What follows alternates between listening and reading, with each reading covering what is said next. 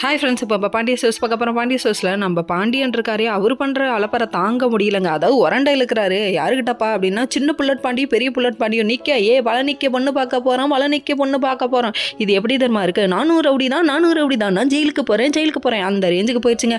கடைசியில் இவரை கூப்பிட்டு போக, அதுக்கப்புறம் உன் சின்னம்மா உனக்கு பொண்ணு பார்க்கறதுக்கு அவர் யாருன்னு சொல்லிட்டு நிற்க வைக்க, ஐயோ இவங்க அலப்பறை தாங்க முடியலடா அப்படிங்கிற மாதிரி இருக்குது. அதுக்கப்புறம் வீட்டில் வந்து பாட்டி என்னடா ஏன் மரமும் பார்க்க செய்வாரா அப்படின்னு ஒரே போட்டாங்க. அதுக்கப்புறம் அவரும் நல்லது பண்ண நீங்கள் விட மாட்டீங்களா, ஏன்டா அப்படி இருக்கீங்கன்னு பழனி ஒரு பக்கத்து கும்பிடு போட ஆரம்பிச்சிட்டாரு. அதுக்கப்புறம் பொண்ணு பார்க்க போறேன்னு சொல்லிட்டு மேக்கப்லாம் பயக்கணுமே, நம்ம ரசியோட மேக்கப் வேற லெவலில் இருக்குப்பா அப்படிங்கிற மாதிரி. இப்படியே நம்ம பழனியை புது பித்தளை கொண்டான விலைக்கு வச்ச மாதிரியே இருக்குல்ல மூஞ்சி அப்படிங்கிற ரேஞ்சுக்கு போயிடுச்சு. 1000 வாட் பல்பு ஏறி அதுக்கப்புறம் பொண்ணை வர சொல்லுங்கப்பா, யாருப்பா சும்மா பேசிக்கிட்டே இருக்கிறதுன்னு சொல்ல, அதுக்கப்புறம் பொண்ணு வர சொல்ல, பொண்ணை பார்த்து வைக்கப்பட ஐயோ ஒரே ஷையா போயிடுச்சுங்க. அதுக்கப்புறம் இவர் முறுக்கு புளிய ஆரம்பிச்சிட்டாரு காலில், என்னடா இது அப்படிங்கிற மாதிரி. அதுக்கப்புறம் தனியாக பேசலாமா, அதெல்லாம் ஒன்றும் வேணாங்கன்னு சொல்ல டபக்குன்னு ஏஞ்சிட்டாரு.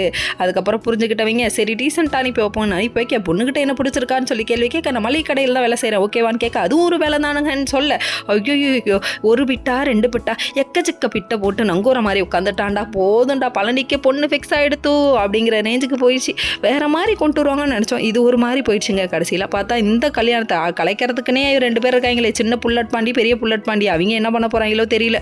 உங்கள் அண்ணனுங்க வர்றது எனக்கு பிரச்சனை இல்லை கல்யாணத்துக்கு, ஆனால் அவங்க ஓகே சொல்லணுமே அப்படிங்கிற மாதிரி ஆயிடுச்சு. இன்னொரு பக்கம் நம்ம பாண்டியன் அடுத்து பேசலாமா அப்படின்னு சொல்லிட்டு ஆரம்பிக்கிறாங்க. பொண்ணுக்கு நீங்கள் எதுவும் செய்யணுன்ற அவசியமே இல்லை அப்படின்னு சொல்ல, என்ன பொண்ணு கொடுத்தா போதும் மாப்பிள்ளை ஃப்ரீ அப்படின்ட்டாங்க. Okay friends, next